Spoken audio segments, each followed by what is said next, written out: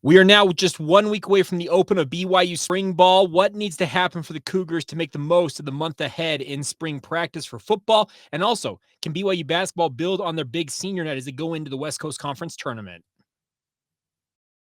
You are Locked On Cougars, your daily podcast on the BYU Cougars, part of the Locked On Podcast Network. Your team every day.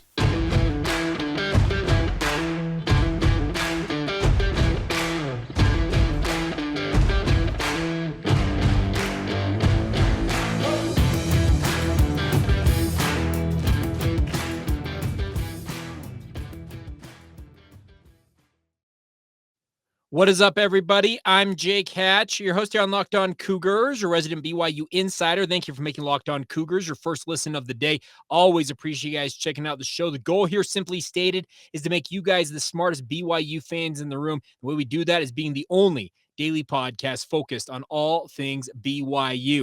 All right, let's dive right in on today's show. A week from today, BYU will be taking to the practice fields at the student athlete building or inside the indoor practice facility, weather pending, obviously, as BYU football will begin its month-plus long spring football period.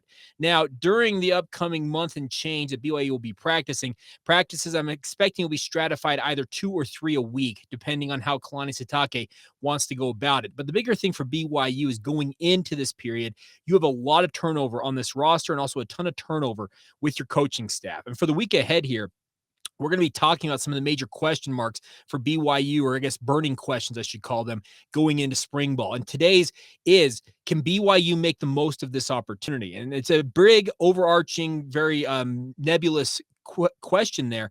But what I mean by that is when you have a new defensive coaching staff, by and large, you only had one holdover from that side of the football in Gennaro Guilford. You have Jay Hill coming in trying to implement his new defense. He's got his new coaches working underneath him. They'll have to work out the kinks between them and also get on the same page with their players. The other thing about this is on the offensive side of the football, even with the continuity in the coaching staff, you've had a turnover in terms of the top dogs on the roster offensively.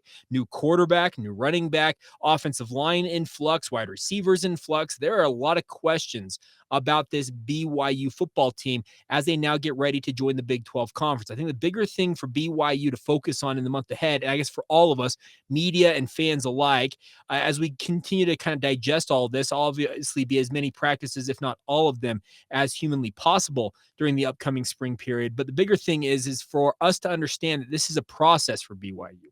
This is not BYU of the past 2 or 3 years where the continuity has been there. And it felt like in many ways BYU was going through these and just kind of working on here and there different tweaks and alterations to how they were already running things. That's what happens when you have a ton of continuity on the coaching staff like Kalani Sitake had over the past 5 years, roughly. And the bigger thing now for BYU is now that with mass turnover, both roster-wise and coaching staff-wise, how is that going to play out? I don't think you're going to see the finished product, nor should you expect to see the finished product as BYU comes out of spring ball in mid-April. If they come out and say that, you know what, mission accomplished, we have everything implemented, I will be absolutely floored because guess what? A, they're lying, and B, they're just not going to say that. That's the bigger thing about this is BYU is now going about things, I think, in a very new way because Jay Hill, any of you who have watched Weber State over the past couple of years know that Jay operates in a unique way. How will he obviously try to implement that now is where he doesn't have the full control. He's not the head coach any longer, but he's the associate head coach as well as defensive coordinator. He's going to have a lot of say and a lot of pull with this BYU football program. But for each one of these players on this roster, it's a huge opportunity to go out and show yourself. I've talked about this in the past on the podcast. This spring ball period with this new staff, especially on defense, a lot of these guys who may have had opportunities in the past, maybe flubbed on them or did not make the best impression when they felt like they had their opportunity to do so. This is a new lease on life. And that's the opportunity for each one of these players to go out and reestablish themselves and prove to this new coaching staff, especially on defense, that they're capable of contributing and able to get on the field and be a big part of this BYU defense. But like I said, this is going to be a process, folks. I am expecting we'll probably get to watch, as we typically do as a media corps, 20 to 30 minutes of the days we're allowed to go down to practice. I will obviously be in communication with the people I know on the inside who are able to keep their eyes on practices all spring period long, and of course be able to share that information with you as it comes available. But the bigger thing is understand that this is going to be very much a work in progress for the Cougars as they go through this spring period. I think they will have a lot of stuff implemented. I'm sure the base alignment on defense, their kind of overall philosophy, how they're going to do things. But when you don't have some of your top dogs, and so far the tally is you're not going to have Aiden Robbins. He announced he had wrist surgery and will miss spring ball, so you expect to have him back for training camp. So he will not be actually be running drills for BYU's offense. And then on defense, your top two linebackers in theory, and both Max Tooley and Ben Bywater, both had shoulder surgery, and both of them are slated to miss spring ball. And they're probably just the tip of the iceberg in terms of guys sitting out, because the winter period is a lot of guys have off-season surgeries. They've been dealing with something maybe throughout the season, and they say, you know what, we can just make it through to the end of the season, then we'll have that surgery then. They heal up this time of year, and then they hit it strong in the summer going into training camp, getting themselves ready. It would not surprise me to see a number of the more established guys. I can think of some different guys that even if they aren't necessarily coming off an off-season surgery, just simply due to the fact of wear and tear on their bodies, I'm talking more about the offense here, there might get a little bit lighter workload this spring. Defensively, though, anybody who's available, you can almost guarantee they are going to be on the field, because they've got to get in there and prove themselves to this coaching staff. You really only get one time, it feels like, to make an impression on each one of these coaches. And when they're the new guys on campus and will make the determinations of who's making playing time, you deciding that you can't go on any individual day for whatever the reason is, if you're capable of going, you've got to get out there as a BYU defensive player. So it's going to be a very interesting spring ball period. I can't wait. We're going to talk more about quarterbacks later on this week. We'll talk about the running back position as well. We've got plenty to discuss. On the defensive side of the ball, what do we expect from some of the established guys coming back? Because like I said, you're not going to have Ben Bywater or Max Tooley out there actually running drills, but that gives an opportunity to a number of linebackers in that BYU linebacking core to get an opportunity to step up and show what they're capable of doing. The other question about the linebackers, just a little bit of a teaser ahead, is that how many linebackers do they really have on the roster that they feel like they can rely on? Suddenly, and in some ways, I'm actually very questionable on BYU's linebacking core just in terms of the overall depth, because it feels like they have shed a bunch of guys via transfer, graduation, onto the NFL, all that type of stuff, while at the same time, the replacements, guys they have brought in recent seasons, just have failed to impress. So this is, like I said, all of these different topics I've kind of laid out here in this first little part of the podcast is that there's a huge question marks looming over this BYU football program, but that is an opportunity at the same time. Like I said, the mass turnover here is a big opportunity. We all expect BYU to hopefully be more competitive than we anticipate them being here in the first year of the Big 12. But at the same time, like I said, this spring period, very, very critical to kind of establish the new culture under Kalani Sitake and Jay Hill. But at the same time, make sure that the players are getting an opportunity to go out and show what they're capable of doing at the same time. And there's a balance there you have to strike. And we'll see if they're able to strike it. It'll be interesting to watch all that develop over the next month plus, but cannot wait to be out there, and snow be darned, we'll be out there comes rain, sleet, shine, whatever it might be. We'll have you covered all spring ball long right here on Locked On Cougars. All right, coming up next, going to talk a little BYU basketball. We officially have where BYU is going to be playing in the West Coast Conference tournament on the men's and women's side of things. The men's team got a big senior day win, and obviously the two seniors they honored, Gideon George and Rudy Williams, had fantastic performances. What does it portend for BYU as they head to Vegas this weekend? We'll dig into that in just a moment. Today's show is brought to you in part by our friends over at Built Bar. And of course, many of you out there have heard me talk about Built Bars for years. Our good friend, true Aggie fan Dan, who loves to listen to the podcast, even though he's a Utah State Aggie, he didn't believe that I actually like Built Bars. And you can think I'm a shill here for these, but I absolutely love Built Bars. I have them in my pantry every single day. I'm pulling out one pretty much every day. I'm eating one. I absolutely love them. The best part about Built Bars, well, for starters, they're covered in 100% real chocolate. That is a great starter right there. The best part is the different flavors they have. All of them are 100% tasty, but more importantly, the macros on these things are absolutely incredible. Between 130 and 160 calories, 4 to 6 grams of sugar, depending on the bar. That's an tiny number no matter what, and a whopping 17 to 18 grams of protein, depending on which bar you happen to be snacking on.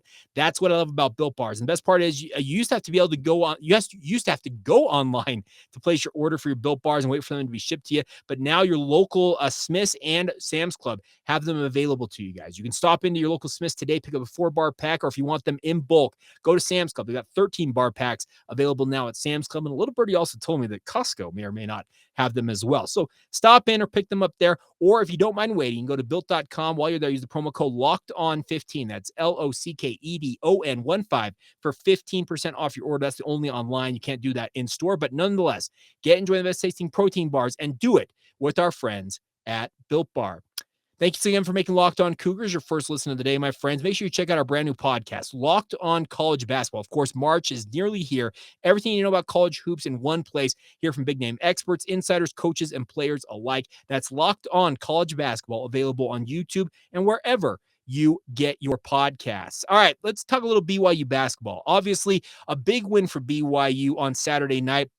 They take down a USF. And honestly, I expected this to be a much more competitive game than it was. BYU just kind of raced out and enjoyed a very, very nice senior night. And that is obviously something you want to celebrate, because BYU gets an 87-61 win over the Dons, and via a number of different tiebreakers. They actually tied with the conference record with both Pacific and USF. It actually came down to the net rating. I went through a number of different tiebreakers. The explanation for the tiebreaker scenario that the West Coast Conference issued about BYU getting the number 5 seed. I guess, spoiler alert, BYU's number 5 in the West Coast Conference tournament this coming weekend. But to get to that number 5 seed for BYU, the explanation was 2 full paragraphs long. Honestly, if I were to read the entire paragraph, the entire explanation from the West Coast Conference on that, it would probably take up this entire segment of the podcast. It was that detailed, that in depth, and just suffice it to say, it came down to net rating. BYU is actually the 3rd best net rating team in the West Coast Conference at number 89 in the NCAA's metric of net, while USF is 121. So therefore, BYU got the 5th seed, and now will but they will face the winner of either San Diego or is it San Diego and Portland? Excuse me, I want to say Pepperdine. I knew it wasn't Pepperdine. Yeah, San Diego, Portland. They will play Thursday, and then on Friday night, 7:00 Mountain Time, BYU will play the winner of that. If BYU wins that game, they'll advance to face LMU in the quarterfinals, and then if they were to advance at that point, they'd make it to the semifinals of Monday night, where they would face off against number 1 seed St. Mary's. And should you win that, in theory, you set up a 3rd game against Gonzaga in the West Coast Conference Championship. It's a long gauntlet here for BYU. You have to win 4 games in 5 days if BYU wants to punch their ticket to the West Coast Conference tournament, to the NCAA men's basketball tournament. But the bigger thing, I think, for BYU right now is take the momentum you got in from this game. They've lost 7 of 9 coming into this game against USF. Some absolute heartbreakers, of course, against Gonzaga and St. Mary's, the way you lost those. And BYU, funny enough, is 1-6 in their quad 1 wins this season. And I think all 6 of them have been just tight losses. Some of them 1-point losses, etc. And that's the thing for BYU to take hope in, if you want the positive here for BYU going into this tournament, is that they hopefully can capitalize on being as close as they were in a number of these contests and roll through this. The bigger thing for BYU, I feel like, and this is where I've got my question marks about BYU's opportunity to make a run here in the West Coast Conference tournament, is do they have the legs and the depth to hang with the top dogs in the conference? As we all know, the West Coast Conference tournament is they have built their bracket to avoid early upsets of number 1 and number 2 seeds. In this case, both St. Mary's and Gonzaga as the 1 and 2 seeds. They are going to get I think it's a double or triple bye into the semifinals here. Whereas BYU, you have to play in the second round, the quarterfinals, semifinals, and then also have to win the finals on a Tuesday night to punch your ticket. It is going to be very tough. Does BYU have the legs and the depth to get through that? And that is my massive question that I'm not 100% certain of with regards to BYU. Am I confident in saying they can make that run? I don't even know what to expect from this BYU basketball team. I said this, I think just about a week ago this time. Actually, it might have been the Tuesday edition last week. I said that this BYU basketball team has become a chore to watch, because just when you want to buy hope or kind of buy stock in the Cougars, they go out and just flame out on you. That's the difficulty of this BYU men's basketball team. I am confident in saying I think they can make a run to the semifinals here. I think they are very capable of beating Portland or they can win it in the first round. They can beat San Diego or Portland in the first section. That'd be a second round. Then in the matchup against LMU, if you can handle your business there, you punch your ticket to the semifinals. That's where I think BYU flames out, though. I just think that the depth issues are going to catch up with them going up against a well-rested, or at least in theory, well-rested St. Mary's squad. St. Mary's been very tough for BYU to face off against. They're a very rugged, physical team. And at that point, BYU will have gone through 2 games, albeit having a day off on Sunday to rest a little bit ahead of the semifinals. But the bigger thing for BYU is I'm not 100% certain they have the depth to make the run necessary here. But alas, you go out there and you give them an opportunity. The other thing about Saturday night I wanted to also highlight is, hey, congratulations to Rudy Williams. 1,000 career points at the Division I level is nothing to sniff at. Had a very, very nice game. He lived at the free throw line, making 15 of 16 free throws in that game against USF. Also, Gideon George had 2 big threes early on in this game, really kind of got the momentum going. He ended up with 12 points, 6 rebounds. I thought both of them in their final home game as a BYU Cougar, I think both of them celebrated senior day the right way. That's what you wanted to see from both of these guys, and you wish them nothing but the best. They've been guys that have been very complimentary of their time at BYU. In the case of Gideon George, this will be his 3rd season, if I recall. His 3rd, I believe. But then also just 1 season for Rudy Williams. Both of them have been effusive in their praise of BYU fans, the overall opportunity afforded to them to be at BYU as basketball players. It seems like they have come away with a positive experience from their time as Cougars. And that's kind of how you want it to be for each one of these young men that come in here. Neither one of them had connections that I'm aware of to BYU before arriving here, but they become fan favorites in their own right. And it's really nice to see them do that on senior night and get the big win in front of the home fans. The other thing about this, I want to give a tip of the cap to BYU, the BYU fan base. I think the announced attendance, let me pull this up here. The announced attendance for BYU was 15,990 fans on senior night. Now, BYU has a sub 500 conference record. They've had their worst conference run since Steve Cleveland's final season as BYU's head coach back in 2004. But nearly 16,000 of you packed into the Marriott Center, according to BYU, on Saturday night to support these guys.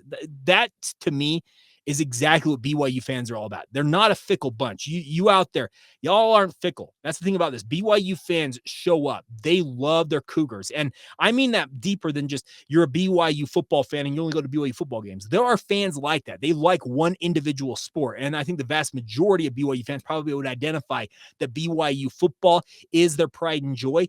But there are thousands of you, as evidence, almost 16,000 people on a senior night that was almost meaningless in a way. I don't mean that in a bad way, but did not carry very many stakes, that type of stuff.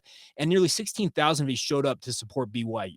Cougar fans are a hearty bunch. You guys are the best. It was really cool to see that number of people. I was sad to have had to miss it. I actually was on pre-half and post-game coverage for an RSL broadcast on Saturday night, but went back and watched the entirety of the game, and the crowd was into it. The Rock was into it.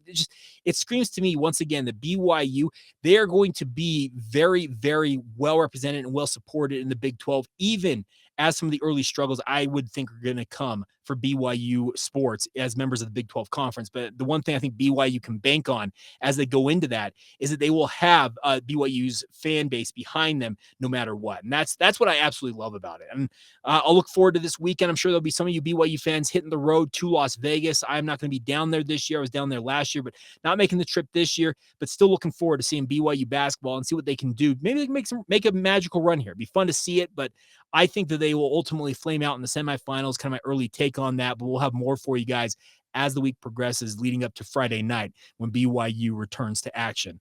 All right, coming up here in just a moment, we'll round out today's show with a look back at another game in BYU's football run as an independent, all 155 football games. We're talking about a big win over a Power 5 opponent. I think it's overlooked because just this Power 5 opponent was not a prominent player during BYU's independent run, but it's a Power 5 win all the same. We'll get to that. We'll also get a couple other notes from the weekend that was in BYU sports here in just a couple of minutes. First off, a word on our friends over at Be Wearables. BYU is a global fan base, as you all know. I just talked about how hard you guys out there in BYU Nation are, and many of you have lived in different countries, whether it's for work, LDS missions, that type of stuff. BeWearables.co, our good friends over there, has collected real signs from around the world that are just funny, and that's the best part about it. They've created them and turned them into shirts, and also able to print them on different things like hoodies, phone cases, tote bags, and more. The best part is they're trying to have some fun with life, and that's one thing about it. If you squint and tilt your head a little bit, you will discover that life is just really funny. Each Be Wearables design is based on a real road sign from around the world that is oddly funny. I'm actually going to pull this real quick. I've got it right behind me here. Hang on. This one right here. It's from a. If you can see that on YouTube, it's actually from a factory in China, and it says take your hat off. And why would you take your hat off? Most of the time it's like keep your hard hats on in the factory, but nonetheless in China, that's where it exists. Best part is these BeWearables.co has those hilarious signs from travels all over the world: Iceland, Southeast Asia, Brazil, and more. And the best part is if you have a sign that you've probably seen or you have a copy of, they can do a custom design for you as well. They're all sold through Amazon. They're high quality t-shirts. They ship fast and for free. That's what I absolutely love about what Brad and his company over at BeWearables have done. So get over and check it out. You can go to bewearables.co. That is bewareables.co to browse through the collection of funny designs and order yours now. Life is funny. Wear it. That's bewearables.co.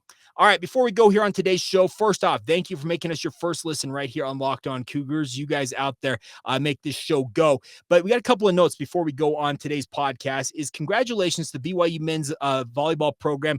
They were in Irvine, California over the weekend as the 8th-ranked team in the country. They went 5 sets on Saturday night to beat Concordia Irvine in a 3-2. It was 24-26, 26-24, 19-25, 31-29, 15-12 for BYU to get the win, getting BYU's conference record in MPSF played at 2-2 on the season. They are now 10-4 on the season, and this BYU men's volleyball team, it feels like they got some of their swagger back. That's the thing about this BYU men's volleyball program, how difficult the season they endured last season. They've paid the price. And the nice part is it looks like they're back to doing what they typically do, and that is being amongst the nation's elite. And we all know that men's basketball, it's a little more of an exclusive sport. There's not as many programs out there in the country, but BYU has a rich tradition in that sport, and it's fun to see them doing their thing. Now, on the downside, BYU baseball was swept in all 4 games against the Raging Cajuns in Louisiana over the weekend. They lost 4-3, 11-0, 2-1, and 11-10. They were very, very close in 3 of these matchups against the Raging Cajuns, but unable to get it done. They come back home, and crazily enough, folks, you have an opportunity if you want to go watch BYU baseball in person tomorrow afternoon. Weather pending, but BYU is expected to host UVU. They're playing at UVU in their first crosstown clash matchup of the season. 4:05 first pitch on that. Bundle up. It'll probably be pretty chilly, but an opportunity to watch it all the same. It'll be on the WAC streaming. Also, BYU Radio will have the call of it. And then BYU this coming weekend has their home opener. Omaha making the trek to BYU, and I'm hoping the weather holds out here because they'll also play Thursday, Friday, and Saturday in a 3-game set for the Cougars. So going to be an opportunity early on in the season, early March, home baseball for BYU. It's kind of a dicey proposition at times, and especially how this winter has gone for us here along the Wasatch Front. Could be some snow on the ground, but the nice part is BYU's filled with that artificial turf they installed. They actually can melt all of the turf and actually melt all the snow. Not melt all the turf, melt all the snow, and then get out there on the field and hopefully have a good weekend ahead and hopefully have a good win tomorrow. I'm just prognosticating that going up against UVU over at Brent Brown Ballpark. All right, last thing before we go on today's show is our look back at BYU's 155 games as an independent football team stops in the middle of the 2013 season as Georgia Tech made the trek to BYU in the middle of October. Kind of a weird game. It was October 13th. It came to BYU, speaking of the Yellow Jackets, but Taysom Hill looked like absolute dynamite in this game, completing 19 of 27 passes, 244 yards, had 1 passing touchdown as well as one rushing touchdown. Jamal Williams ran for 86 yards, while Taysom Hill added 65 yards on the ground. And BYU actually won this game in the first half. If any of you recall this matchup, I was actually in the stadium when I was reading up on this. I was kind of brought back some of my memories. I remember this was an absolutely dominant first half for BYU against Georgia Tech. And I was reading up on some of the recaps. They had 345 of their 433 yards in the first half alone. Now, You're probably wondering why they take a foot off the gas in the second half. BYU actually ceded a lot of the ball control in the second half to the triple option offense that Georgia Tech ran. But alas, BYU built up a comfortable lead, had a big win. Very vividly remember Lonnie Fua getting that 51-yard pick six off Vad Lee, their quarterback, speaking of Georgia Tech, picked it out of the air, rumbled back 51 yards for a touchdown. One of the just true highlight plays of Lonnie Fua's career as a BYU Cougar. And just it's fun to rehash all these games. It was a good win for BYU. The crazy thing about this is BYU got back-to-back wins in 2012 and 2013 over Georgia Tech, and that goes to the tally of BYU. They have played a ton of Power 5 teams during this run as an independent program, and have had fairly good success actually against a number of these. Like I said, back-to-back wins in 2012 and 2013. One of those a win down in Atlanta against Georgia Tech, and obviously the win in 2013 at home over the Yellow Jackets. Yeah, they are not a power player. They have not been the big dog in the ACC, nor do they look like they're going to be anytime soon. But it's still, BYU is told all the time, you can't compete with Power 5 programs. The Cougars are like, yes, stuff that. We can do exactly that. And that's what they did against Georgia Tech here. Now, we'll talk more about these games as they progress for BYU in this 2013 season. But it's a big win for BYU because after winning that game, BYU suddenly was 4-2 after a 2-2 start to the season.